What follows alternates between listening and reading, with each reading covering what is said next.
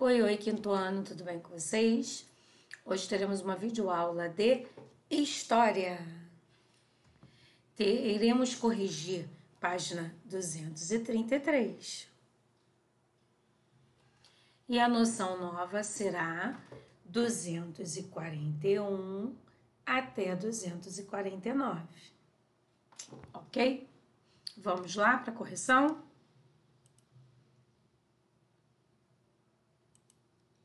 Objetos pessoais que perderam sua utilidade podem ser conservados para recordar pessoas ou vivências. Você conserva algum objeto por causa de seu valor sentimental, ou seja, para se recordar de pessoas ou vivências? Se assim, conte um pouco da história desse objeto e o motivo de você conservá-lo. É uma resposta pessoal, tá? 5. Para evitar encontros inesperados com pessoas que considerava desagradáveis, um jovem decidiu não sair mais de casa. Deixou de frequentar a escola, de jogar bola e de se encontrar com os seus amigos. Junto de seu colega, responda as questões a seguir. Você vai responder, você respondeu sozinho, né? A. O jovem conseguiu alcançar seu objetivo? Sua vida tornou-se mais agradável? Será que é bom a pessoa tentar a todo tempo? Primeiro, não sair mais de casa, deixou de frequentar a escola, de jogar bola, de se encontrar com os amigos, porque ele queria evitar encontros desagradáveis, com pessoas desagradáveis. Será que isso é bom, gente? Eu creio que não, né? O jovem conseguiu alcançar o seu objetivo. Ninguém pode deixar de ter o convívio social, de conviver com as pessoas, né? Ninguém. Momentos desagradáveis, pessoas desagradáveis, nós vamos ter para o resto das nossas vidas. Nós temos que aprender a conviver. Nós temos que aprender a conviver com todos os tipos de pessoas, com todos os seus jeitos, né? Como a minha mãe sempre falava para mim, é desagradável? Sai de perto. Quer evitar briga? Sai de perto. Minha mãe sempre me falava isso. Lembro da minha mãe perfeitamente me falando isso. Então, assim, a gente tem que, primeiramente, a gente tem que conviver com todos os tipos de pessoas. É uma vivência, uma vida, é uma escola, vamos dizer assim. Nós temos que aprender a conviver com todos os jeitos, com todos os tipos de pessoas. E depois que você conviver, estiver convivendo, você vai vendo as pessoas que você pode ter mais contato, aquela que você tem que deixar um pouquinho afastada, entendeu? Então você vai vivendo, você não é obrigada a conviver com todos os tipos de pessoas. Você tem que apenas respeitar. Essas pessoas têm que te respeitar e você respeitar essas pessoas, tá bom? Aí vem, sua vida tornou-se mais agradável? Será que tornou mais agradável? Ele deixando de fazer uma opção de coisas, jogar bola, de ir para a escola, só para não encontrar as pessoas que desagradavam ele? Acho que não, né? A gente tem que dar importância à amizade, aos amigos, aos encontros. E nessa pandemia, a gente está sentindo muita saudade aí. Muita saudade da convivência, da aglomeração, de estar com os amigos, de sair. Então, eu acho que você ter amigos, sair, bater papo, brincar, conversar, é muito importante. A B também é pessoal. Agora nós vamos para a matéria de hoje. Experiências que marcam a memória de um povo. Aí vem um diálogo, tá? Ei, eu conheço esse quadrinho. Mãe, você comprou naquela viagem que fizemos para a praia quando eu era bem mais nova. Sim, filha, exatamente. Para mim, aquela viagem foi muito importante, porque foi a primeira vez que viajamos juntas. Aí ela responde, eu não sabia que você tinha guardado. Eu gostei muito daquela viagem, porque foi a primeira vez que eu fui para a praia. Aí a avó responde, e eu gostei, porque fiquei muito feliz ao ver sua alegria. Aí qual foi a última vez em que você e sua família estiveram reunidos em um evento especial para todos? Hein? Qual foi? Ainda mais com essa pandemia, né? Nós estamos evitando tudo. Em sua casa, há objetos de recordação de uma experiência compartilhada por você e sua família? Tem objetos? Como cada um recorda essa experiência? E aí? Na cidade de São Paulo, próximo ao Parque do Ibirapuera, está localizado o obelisco Mausoléu dos Heróis de 1932. Mausoléu, monumento funerário que abriga os restos mortais da pessoa homenageada. Também conhecido como Obelisco do Ibirapuera, inaugurado em 1955. O Obelisco do Ibirapuera rememora a Revolução Constitucionalista de 1932, quando São Paulo, acompanhado por outros estados, fez oposição política e militar ao governo federal. Construído especialmente com essa finalidade, o Obelisco do Ibirapuera não é somente um marco da memória, homenageando a resistência paulista contra o governo federal de 1932, mas também um mausoléu. Então esse aqui é o obelisco, é um mausoléu. Nós já vimos ali em cima que o mausoléu guarda os restos mortais dessas pessoas, né, que lutaram aí que fizeram oposição política, militar ao governo. Então aqui é um marco de memória para todo mundo sempre lembrar do que aconteceu, né? E se torna um marco de memória, porque você vai passar ali e você vai saber, é o obelisco do Ibirapuera, que na verdade o nome é Obelisco Mausoléu aos Heróis de 1932.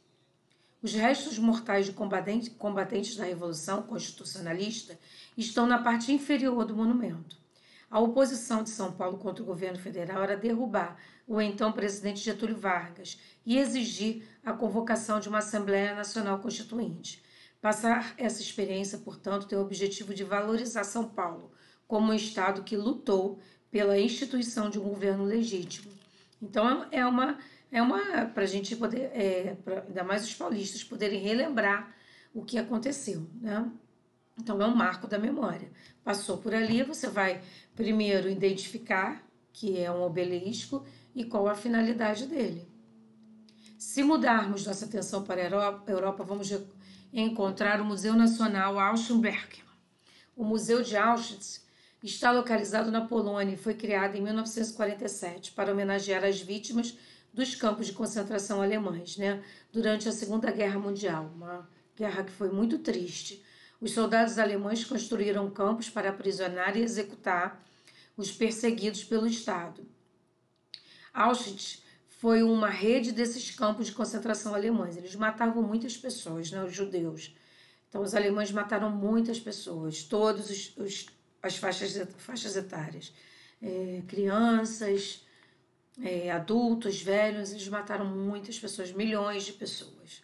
Então, esse museu é um marco, mesmo para a memória da Europa e do mundo inteiro, para isso nunca se repetir. Diferentemente do obelisco do Ibirapuera, as instalações que abrigam o museu não foram construídas com a finalidade de se tornar um marco da memória. Além disso, o museu também é um marco da memória que relembra aquilo que não deve ser repetido, foi o que a tia falou. Foi construído, está ali, mas com uma memória além de ser um marco da memória, para não ser repetido, porque foi muito triste, foi muito cruel com as pessoas, com os seres humanos, com os judeus, né? Foram mortos com requintes de crueldade, câmeras de gás, passaram fome, morreram de fome, muito magros, sofreram muitas torturas, passaram por experiências científicas, então foi muito triste.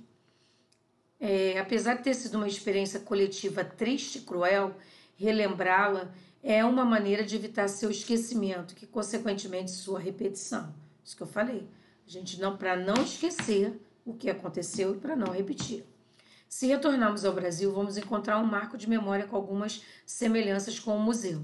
Trata-se do monumento Tortura Nunca Mais, inaugurado em 1993 na cidade de Recife, no estado de Pernambuco. O monumento Tortura Nunca Mais é uma homenagem aos mortos desaparecidos durante a ditadura militar brasileira, mas também uma rememoração das torturas praticadas nesse período.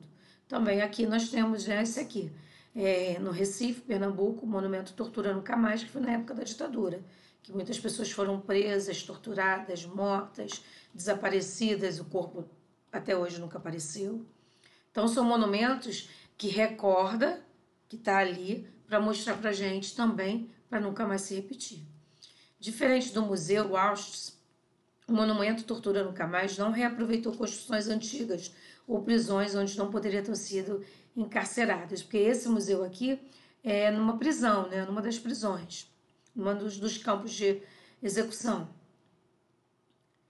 Antigas prisões onde poderiam ter sido encarcerados ou presos políticos. Ele foi construído especialmente como marco da memória, pelo arquiteto Demetrio Albuquerque. Seja qual for o sentido, o marco de memória é sempre a preservação de uma experiência coletiva.